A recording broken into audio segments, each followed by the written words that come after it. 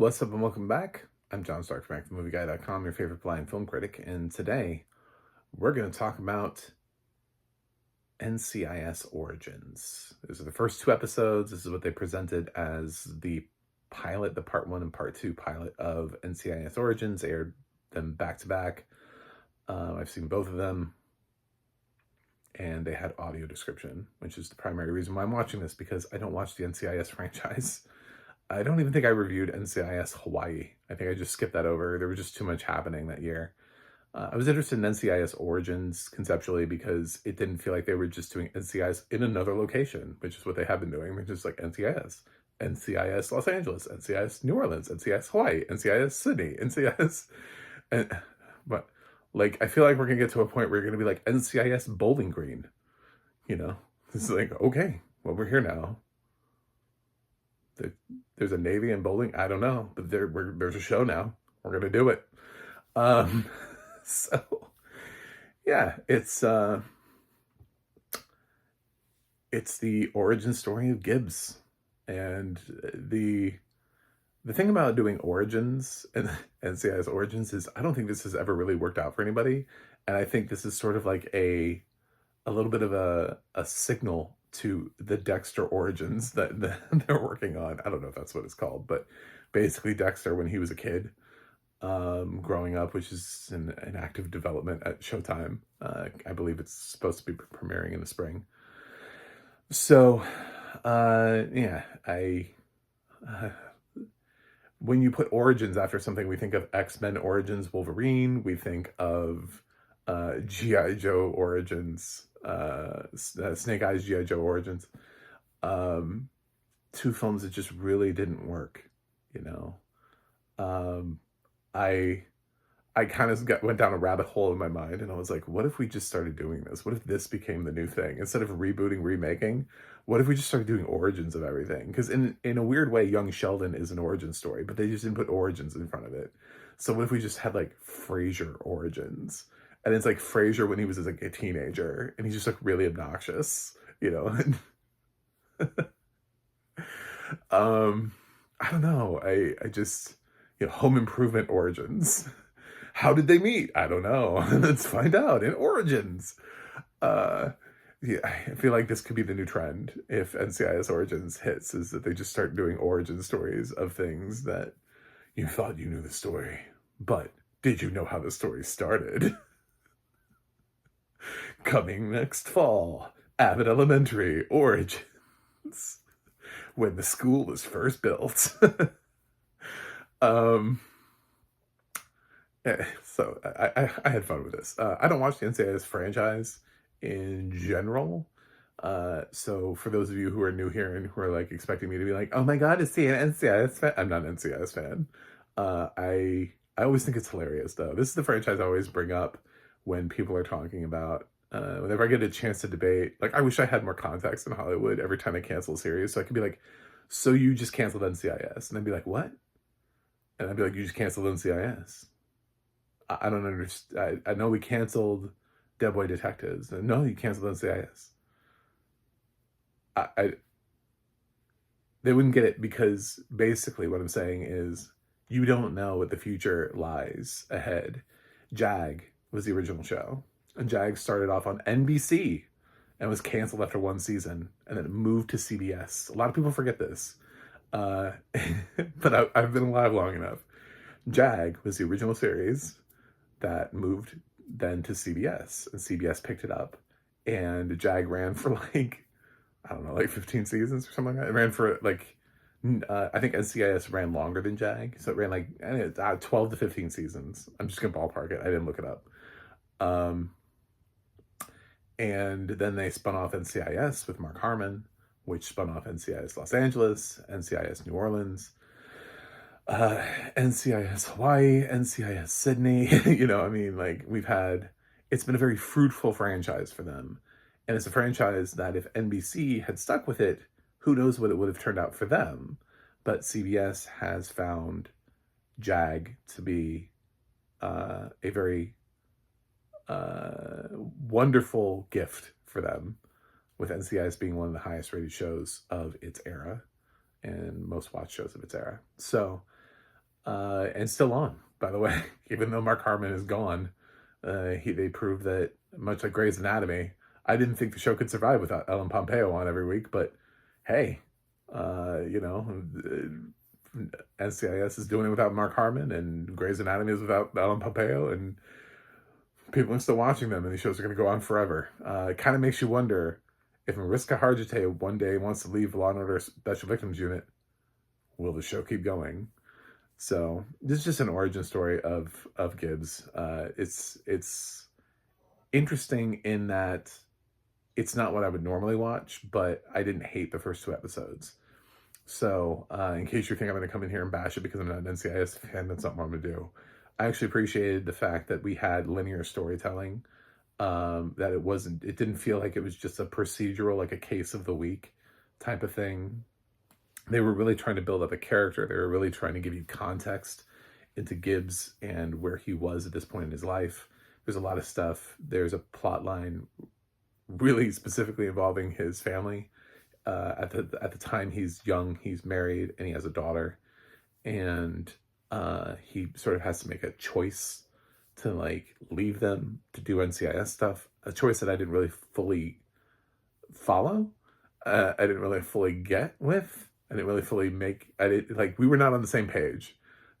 His character seemed to be like, I need to make this choice. I was like, I get that you need to make that choice because the series made that choice for you a long time ago, and now they're trying to explain why you would have made that choice. But that was probably one of the weakest parts of it. Was I was like, do you need to leave your family?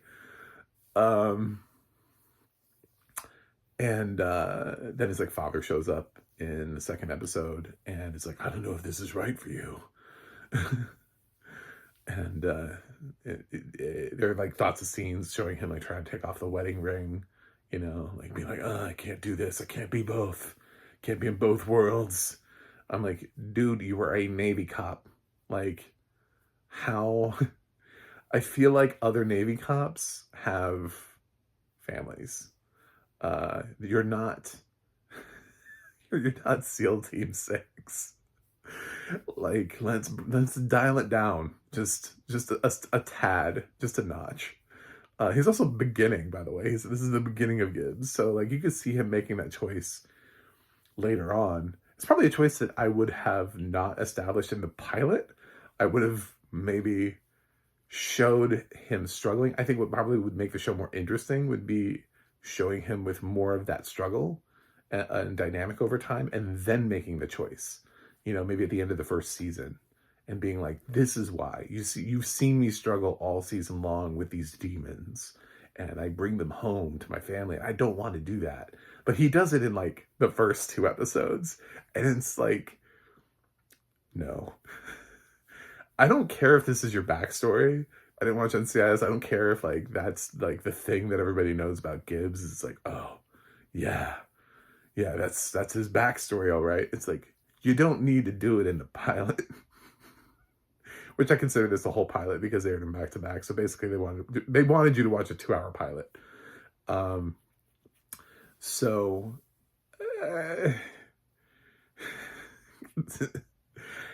Choices. But the group that they're putting around him seemed to be interesting. I really like the redneck guy. I couldn't remember what his name was. Frank something, I think. There's kind of a guy with a little bit of a southern accent and like I don't give a shit attitude. I loved him. I thought he was great. He reminded me a lot of Judd on 911 Lone Star. If Judd on 911 Lone Star gave no fucks, just no fucks were given from Judd. But yeah, he was great. I mean, there's like a scene where they're interrogating somebody and he just like lights up a cigarette. He's like, yeah. I don't even think they're like fully, I think they just like they like walked into this dude's house and like starting to talk to him. He just like lights up and he's like, yeah, well, let's talk about this now. This is like, I love this dude. This guy's just like, whatever. I have job security. So I think it's probably going to be fine for NCIS fans. I can't imagine why they would turn away from this. Uh, unless unless this dude is just doing a really bad job of Mark Harmon, which, as a person who was a fan of young Mark Harmon in something like Summer School is like low key one of my, guilty pleasures in life. Um, I don't feel that vibe from this guy, but then again, Mark Harmon was not doing serious work in Summer School, which was kind of what made it fun. He wasn't really a serious actor back then. He was just kind of like a light-hearted, cute guy back in the 80s. So DH Mark Harmon would have been fun if they had taken what he looked like in Summer School and then just used that. And then like everybody was just watching DH Mark Harmon the whole show. The budget would be insane, but it'd be fun. Uh, so yeah, the case wasn't necessarily like uniquely just like the case of the Navy. There's another thing I'm trying not to spoil. So there's another thing that happens, but anyway, the main case is not necessarily like, wow, that's a doozy of a first case. I was like, well, that's could have been any case, but that's not really the reason why we're here. The reason is to sort of introduce him to this world, and he's starting off, and what does that look like? So I thought the audio description was really good, which is one of the reasons why I bothered to review the show. Which is one of the reasons I bothered to watch the show, which is one of the reasons I bothered to watch the second episode, so that I could say that I completely watched the whole thing. I'm not going to watch any more of it. It's just, I don't do NCIS. I got through, the most I got through, because it had the best cast, was when they launched NCIS Los Angeles, and that cast, and I was like, I like everybody here, like all of them. So I was interested in that original group of series regulars, and that got me through at least like 10 episodes of NCIS Los Angeles. But then I was just like, I really, procedurals just don't, I love linear storytelling, so I just don't really do the procedural thing. So from my perspective, coming in as a non-NCIS fan, I was able to sort of understand it. Mark Harmon does this like really sort of dark narration over the whole thing. He's like, like he's telling like the darkest timeline of his life. He's like, I remember when I started out. Like, whoa. For me to have missed Mark Harmon's entire arc on NCIS and to just know Mark Harmon vicariously through everything else he's done but NCIS, I was like, man, this is a dark Mark Harmon performance. So his vocal performance narrating the show is really interesting. It's very just sort of like, I can't believe the things I've seen. You wouldn't know what things I know. It's like Mark Harmon he's given it all. I don't know if he's going to narrate every single episode after this, or they just have him for the pilot, but his voice is there, at least for a while. He's in actually the first episode actually opens with him like, I think fishing. I think he was fishing. So yeah, you do get to see, if you've been missing Mark Harmon on your screen, he's technically in the first episode for a hot sec. So I don't know. I really like the audio description here.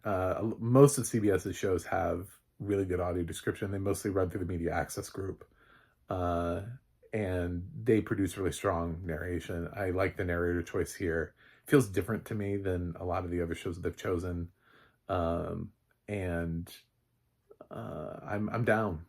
I'm down with it. So congratulations on Solid. I mean, like the depiction of the crimes and stuff like that, I thought was good. Yes. I don't even know how to grade this though, because I like relatively, I should know contextually the NCIS franchise to be able to be like, well, where does this sit in the NCIS franchise? And it's like, well, I've seen a little bit of NCIS Los Angeles in my lifetime, and that's it. So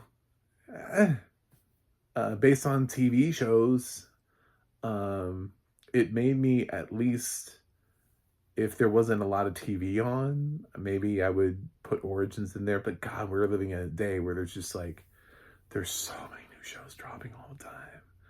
It's like, if you're really not vibing with something, you don't have to watch it. I mean, I've dropped most of the new fall shows. Brilliant Minds, I stopped watching. Dr. Odyssey, I stopped watching. Murder in a Small Town.